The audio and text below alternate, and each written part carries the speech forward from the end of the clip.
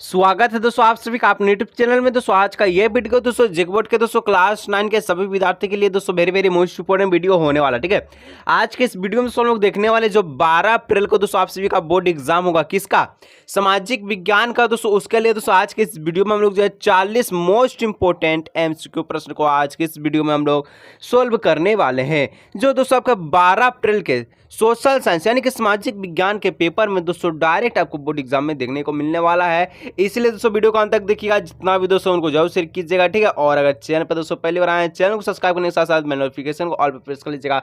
तो चलिए दोस्तों आज का ये शानदार वीडियो का स्टार्ट करते हैं। वीडियो को लाइक, चैनल को सब्सक्राइब कीजिएगा और अपने ग्रुप मेंबर में जरूर शेयर कीजिएगा। ठीक है, तो पहला प्रश्न कहता है, क्या कहता है कि फ्रांस की मुद्रा की इकाई ठीक है लिब्रे को किस वर्ष समाप्त कर दिया गया। जो लिब्रे था दोस्तों ये फ्रांसीसी मुद्रा था, इसको समाप्त कर दिया गया, आपको बताना है। तो इसका दोस्तों राइट आंसर होगा ये 1794 हो जाएगा। ठीक है, ऑप्शन 4 इसका राइट आंसर हो जाएगा। ठीक है, चलिए आगे बढ़ते हैं 2 नंबर की ओर। और जो लाइक नहीं किया दोस्तों वीडियो को एक लाइक जरूर से कर लीजिएगा। ठीक है, चलिए 2 नंबर कहता है, फ्रांसीसी सरकार ठीक है करों में वृद्धि के लिए बाधित क्यों हो गई थी, आपको बताना है।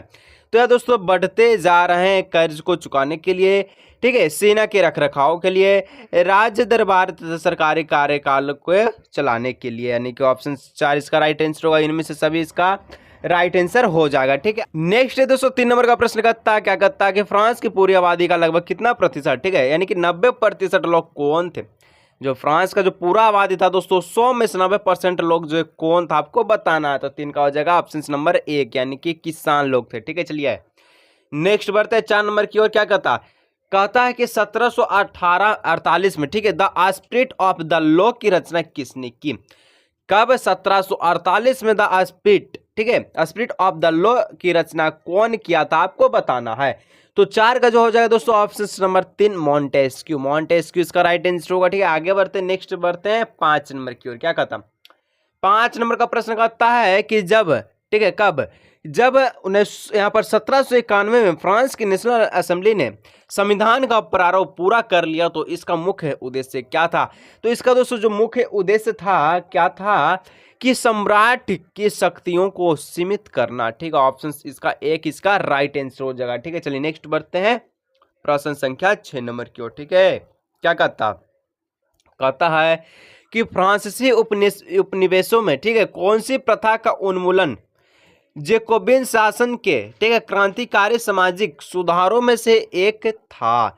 तो यह दोस्तों था 6 का हो जाएगा 2 नंबर। ठीक है, दास प्रथा था। ठीक है, ऑप्शन नंबर 2 इसका राइट आंसर हुआ। आगे बढ़ते हैं नेक्स्ट 7 नंबर की ओर। क्या कहता है निम्न में से कौन यूरोप में ऐसा राष्ट्र चाहते थे जिसमें सभी धर्मों को बराबर का समान और जगह मिले। तो क्या कौन चाहता था दोस्तों, तो यह चाहता था उदारवादी। ठीक है, ऑप्शन नंबर 1 इसका राइट आंसर होगा।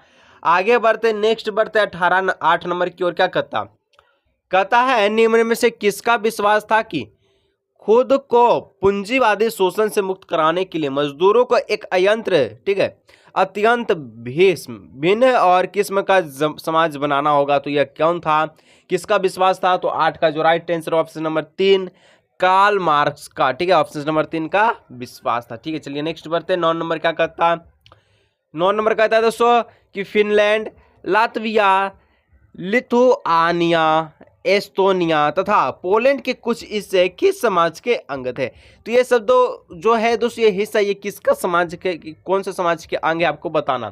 तो 9 का हो जाएगा दोस्तों 4 नंबर। ठीक है, रूसी का था, रूसी समाज का। ठीक है, आगे बढ़ते हैं 10 नंबर की ओर। क्या कहता है कि मार्क्स के विचारों को मानने वाले समाजवादियों ने 1898 में किस पार्टी का गठन किया था।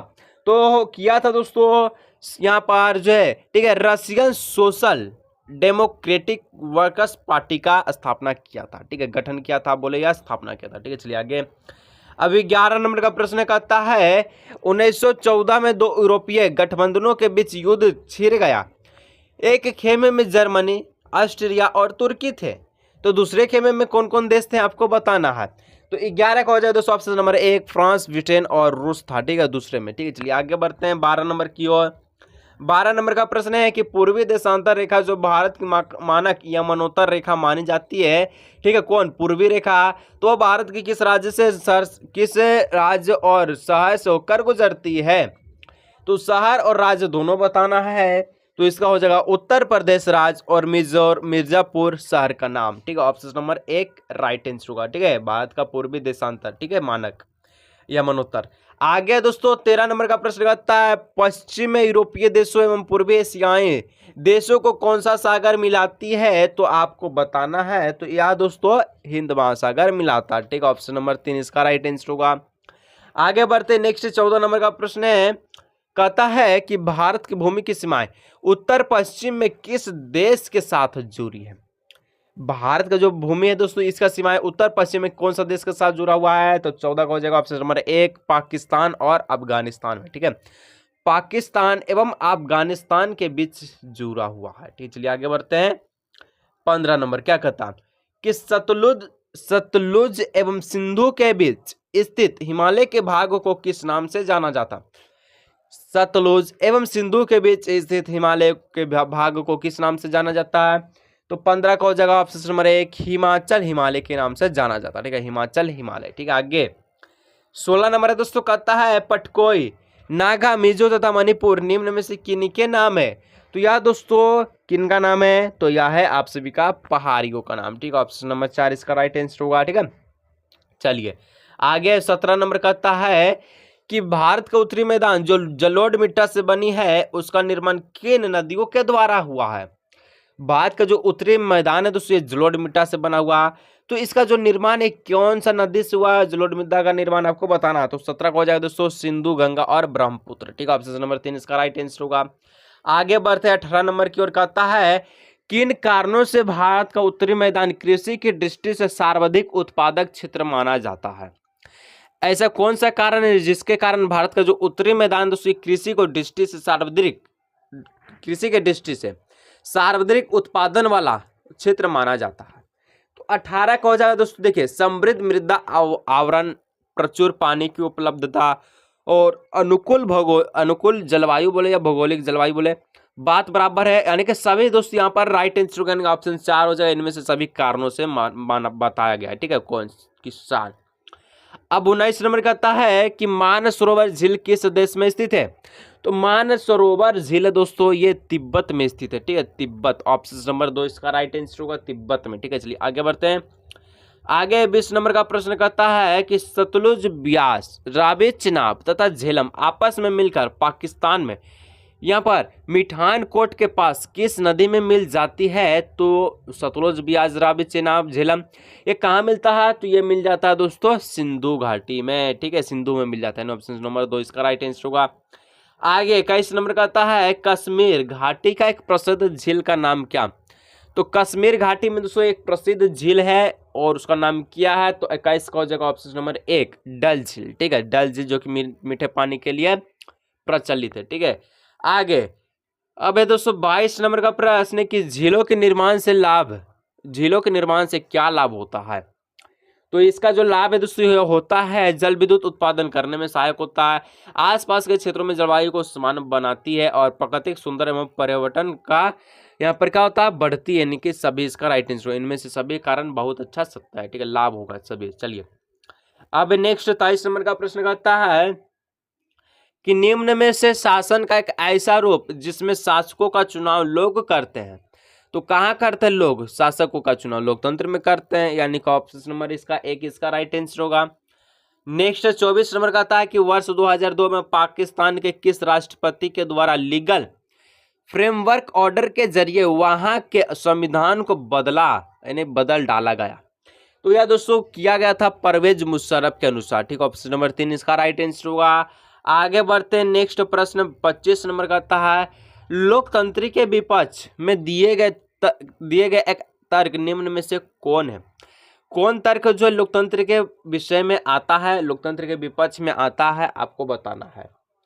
तो यहाँ जो राइट आंसर होगा ये 25 का जो राइट आंसर ऑप्शन नंबर 2 इनमें से अनुदायित्व यहाँ पर दायी शासन पाया जाता है। ठीक है, ऑप्शन नंबर इसका 2 इसका राइट आंसर होगा। और आगे बढ़ते 26 नंबर कहता है लोकतंत्र में किसी समस्या के समाधान में किसकी भूमिका अधिक महत्वपूर्ण होती है, कोई सा भी समस्या उसका समाधान करने में किसका महत्वपूर्ण भूमिका होता है, तो 26 का होता है दोस्तों 4 नंबर। ठीक है, विपक्षी दल और मीडिया और यहाँ पर सत्तारूढ़ दल सभी का। ऑप्शन नंबर 4 इसका राइट आंसर होगा। ठीक है, चलिए आगे नेक्स्ट 27 नंबर कहता है आज के दुनिया में लोकतांत्रिक शासन व्यवस्था का सबसे आम रूप कौन सा है।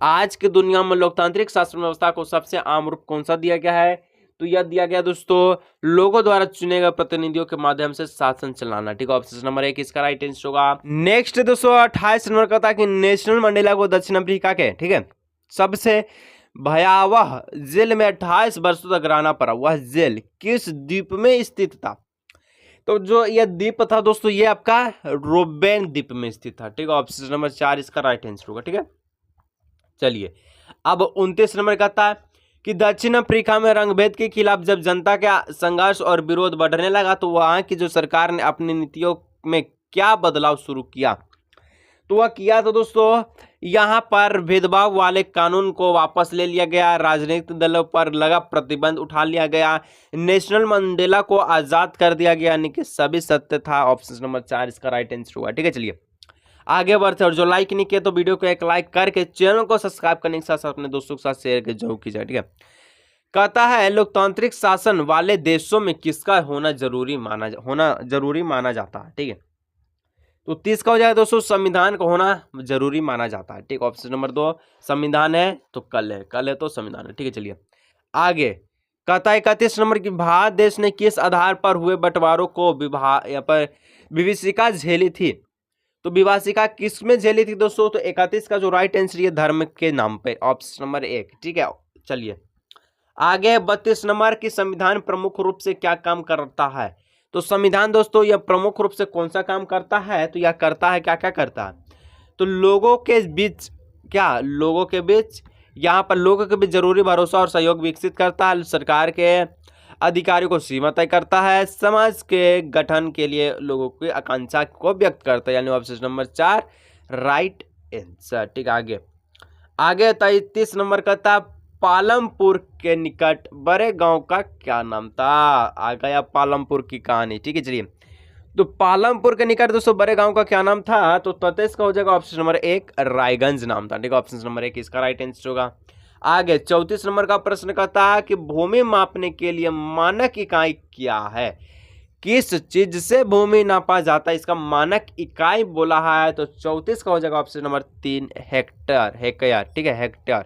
चलिए ऑप्शन नंबर 3। ठीक है, चलिए आगे अब कहता है 35 नंबर का प्रश्न क्या कहता है, तो 35 नंबर का प्रश्न कहता है कि भारत के गांव में उत्पादन की प्रमुख गतिविधियां क्या है, तो भारत के गांव में जो उत्पादन के प्रमुख जो गतिविधियां है दोस्तों यह है खेती है तो उत्पादन होगा, नहीं होगा तो नहीं होगा। ठीक है, आगे बढ़ते 36 नंबर कहता है लघु विनिर्माण परिवहन दुकानदारी डेयरी किस प्रकार की प्रक्रिया हैं, तो दुकानदारी और डेयरी आते ही पता चलता है ये गैर कृषि क्रिया है। ठीक, ऑप्शन नंबर 1 इसका राइट आंसर होगा। ठीक है, 37 नंबर का प्रश्न कहता है आर्थिक विकास की दृष्टि से कौन सर्वाधिक महत्वपूर्ण है, तो महत्वपूर्ण कौन है दोस्तों, तो मानवीय पूंजी सबसे ज्यादा महत्वपूर्ण सर्वाधिक है। ठीक है, आगे 38 नंबर कहता है निम्न में से कौन से कारक जनसंख्या की गुणवत्ता बढ़ाता है, तो जनसंख्या की गुणवत्ता कौन बढ़ाता है, तो यहाँ पर हो जाएगा